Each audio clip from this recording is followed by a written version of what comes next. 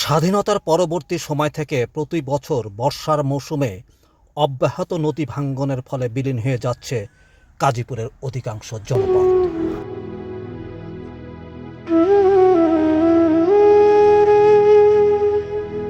ভাঙছে নদী, কাঁদছে মানুষ।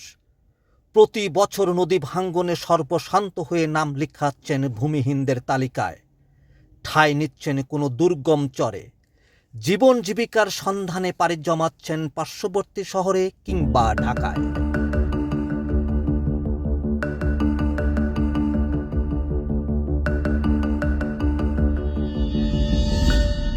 নদী ভাঙ্গনের অন্যতম কারণগুলোর মধ্যে অপরিকল্পিতভাবে বালু উত্তোলনকেই মনে করছেন গাজীপুরের সচেতন মহল। কারো বিরুদ্ধাচারণ করতে কিংবা কারো বিরুদ্ধে অভিযোগ করতে আমার এই প্রতিবেদন নয়। অপরিকল্পিতভাবে বালু উত্তোলন করলে ভবিষ্যতে আমাদের কি কি সমস্যার সম্মুখীন হতে পারে সেই সব বিষয় নিয়েই আমার এই আজকের প্রতিবেদন।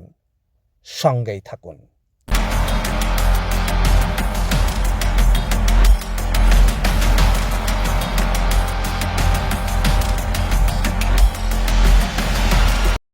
অপরিকল্পিতভাবে বছরের পর বছর ধরে নদীর তলদেশ থেকে বালু উত্তোলনের ফলে নদী হারাচ্ছে তার গতিপথ, তীর ভেঙে গ্রাম হারাচ্ছে তার আকৃতি, আর অসংখ্য মানুষ হারাচ্ছে তাদের ভিটেমাটি ও ফসলি জমি।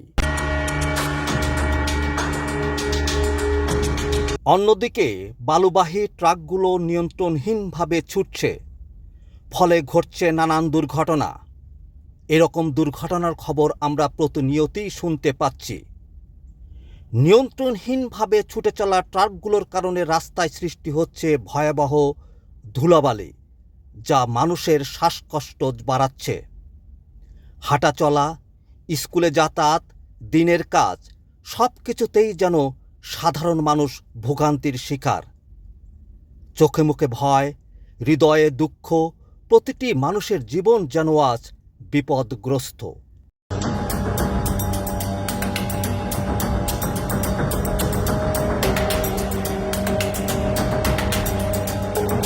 অপরিকল্পিতভাবে অতিরিক্ত বালু উত্তোলন করলে যেমন নদী ভাঙ্গনের সম্ভাবনা থাকে, তেমনি অতিরিক্ত বালু বহনকারী ট্রাকের যাতায়াতের কারণে রাস্তারও অনেক ক্ষতি হওয়ার সম্ভাবনা থাকে। নিয়ম অনুযায়ী একটি ট্রাক 5 টন থেকে 30 টন পর্যন্ত মালামাল বহন করার কথা থাকলেও বাস্তবে একটি ট্রাক তার চেয়ে অধিক পরিমাণ মালামাল বহন করে যাতায়াত করছে।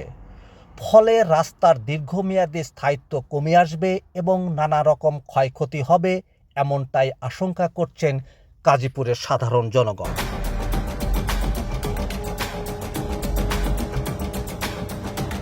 নদী ভাঙ্গন রোধে এবং অপরিকল্পিত অবৈধ বালু উত্তোলন বন্ধে এলাকাবাসী বিভিন্ন সময় সরকারের কাছে বহু আবেদন নিবেদন করলেও এ সমস্যার কোনো স্থায়ী সমাধান এখনও হয়নি। যেহেতু বালু উত্তোলন বন্ধ করা সম্ভব নয় এবং এটা চলবেই, তবে বালু যেন সরকারি নিয়ম অনুযায়ী উত্তোলন করা হয়, এমনটাই আশা করছে গাজীপুরের সচেতন মহল।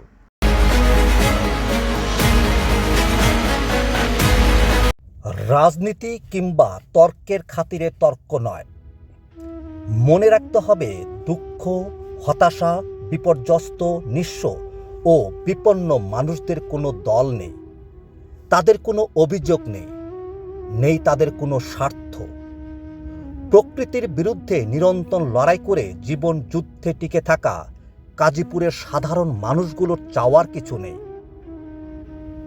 অপরিকল্পিতভাবে অবৈধ বালু উত্তোলন যারা শক্ত হাতে দমন করবেন এবং একটি দূষণমুক্ত গাজীপুরের নিশ্চয়তা দিবেন, তাদেরকেই তাদের প্রতিনিধি নির্বাচন করবেন, এমনটাই প্রত্যাশা।